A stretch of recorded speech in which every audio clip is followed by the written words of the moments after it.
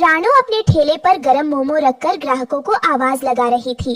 अरे गर्मा गरम वेज मोमो ले लो, गर्मा गरम वेज मोमो ले लो, जंगल के सबसे अच्छे सबसे सस्ते मोमो ले लो। बंटी नाम का एक ग्राहक रानू चिड़िया के पास आकर कहता है, बहन मुझे 10 रुपए के मोमो दे दो। रानू चिड़िया ने 10 रुपए लेकर 2 मोमो उस ग्राहक को दे दिए। बहन ये क्या, 10 रुपए के इतने कम मोमोज? भैया महंगाई बहुत है। अब इतनी भी महंगाई नहीं है। ये क्यों नहीं कहती कि तुम मनमानी कीमत लगाकर ग्राहकों को ठग रही हो?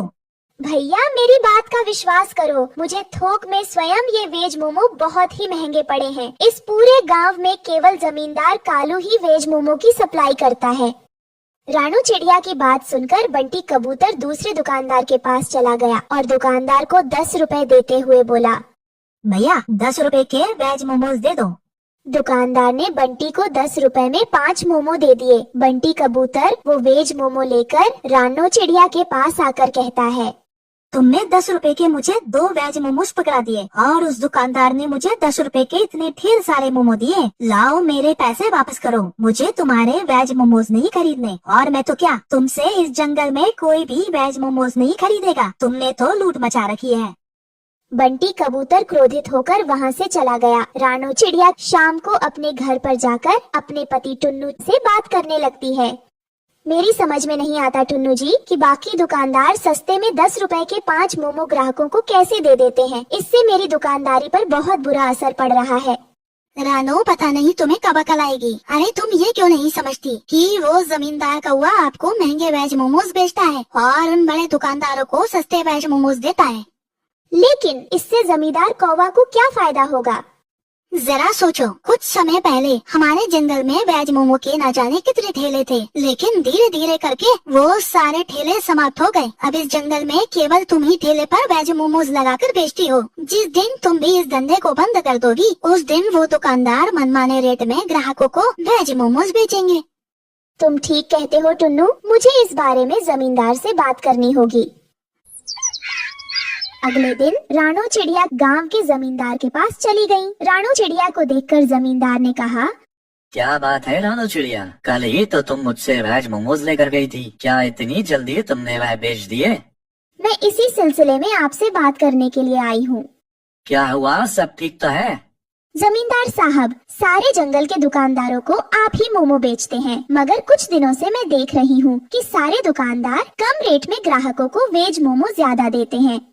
ये तो अच्छी बात है रानू चिड़िया, तुम भी कम रेट में ग्राहकों को मोमो बेचो। जमींदार साहब, दुकानदार ऐसा तभी कर सकते हैं जब आप उन्हें सस्ते में और मुझे महंगे में वेज मोमो दे रहे हो।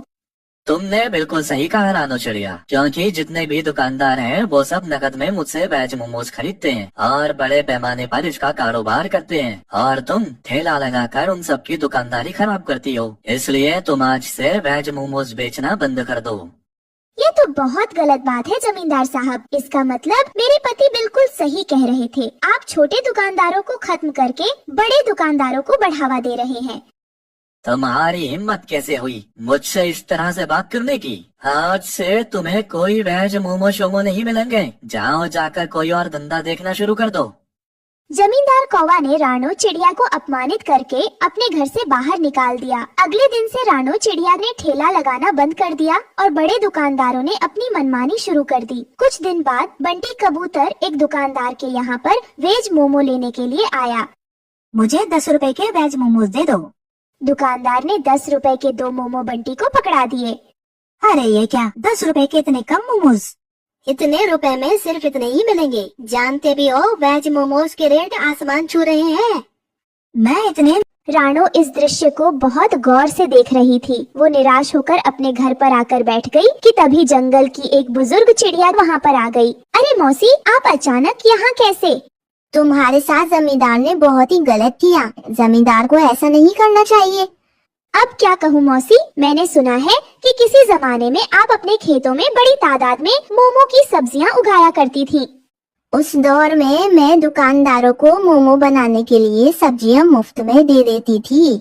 लेकिन अब जमाना बदल गया है ना। जमाना चाहे भले ही बदल गया हो रानू चिड़िया, लेकिन वेज मोमो का जादुई गांव आज भी है।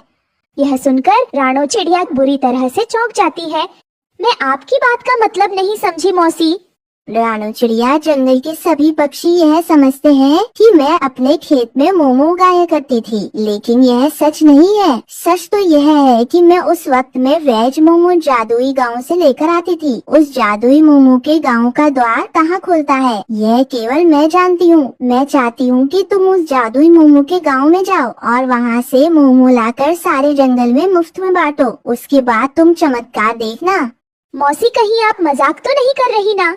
नहीं रानू चिड़िया, हमारे गांव से कुछ दूर एक तालाब है जो कि भूत प्रेत के नाम से प्रसिद्ध है। तुम उस तालाब के अंदर कूद जाना, तुम स्वयं जादुई मोमो के गांव में पहुंच जाओगी। और हाँ, इस रहस्य को अपने तक ही सीमित रखना। इतना कहकर मौसी वहाँ से चली गई। जहाँ तक मौसी को मैं जानता हूँ, वो कभी झूठ नहीं बोलती। तुम्हें एक बार ऐसा करना चाहिए। मैं चाहता हूँ कि उस जमींदार की दुकानदारी इस जंगल में जड़ से ही समाप्त हो जाए। रानू चिड़िया मौसी की बताई हुई जगह पर चला गई और उस तालाब को गौर से देखने लगी। रानू उस तालाब के अंदर कूद गई। उसने स्वयं को एक अजीबो गरीब गांव में पाया। रानू ने देखा कि उस गांव में सुख सुविधा की हर वस्तु मौजूद थी, मगर वो सब घर मोमो के ही बने हुए थे। रानू चिड़िया आश्चर्यचकित रह जाती है। यह तो बड़ा ही अजीबो गरीब गाँव है, यहाँ तो हर वस्तु मोमो की बनी हुई है। तभी रानू के कानों में एक व्यक्ति की आवाज टकराई। तुमने सही कहा, ये जादुई मोमोज का गांव है। रानू चिड़िया ने देखा कि वो व्यक्ति उसे देखकर मुस्कुरा रहा था। मैं यहाँ से मोमो ले जाना चाहती हूँ। तुम यहाँ से जितने भी मोमोज ले जाना चाहती हो ले जाओ। यहाँ से मोमोज ले जाने की कीमत नहीं चुकानी पड़ती। रानू चिड़िया बहुत सारे मोमो लेकर तालाब के किनारे आ पहुँची। अब मैं रोज वहाँ से मोमो लाकर जंगल में मुफ्त में बांटूंगी। मोमो ले लो, मुफ्त में मोमो ले लो, मोमो ले लो, आओ आओ। मुफ्त मोमो सुनकर सभी पक्षी रानू चिड़िया के ठेले पर आ जाते हैं। इस प्रकार जमींदार का मोमो का कारोबार ठप्प पड़ जाता है। दूसरी ओर जमींदार गुस्से से आग बबूला हो उठा और अपने आप से कहा, आखिर ये दो कौड़ी की रानू चिड़िया अपने आप को समझती क्या है? इसकी वजह से मेरा सारा धंधा चौपट हो गया। मैं इसे छोड़ूंगा नहीं, मैं इसे सबक सिखा कर रहूंगा। इतना कहकर जमींदार गुस्से से बाजार में उस जगह पर चला गया जहाँ पर रानू चिड़िया अपना ठेला लगाती थी। रानू चिड़िया, तुम्हारी वजह से मेरा धंधा चौपट हो गया है। मैं तुम्हें कल तक का समय देता हूँ। इस जंगल को छोड़कर चली जाओ, नहीं तो मुझसे बुरा कोई नहीं होगा।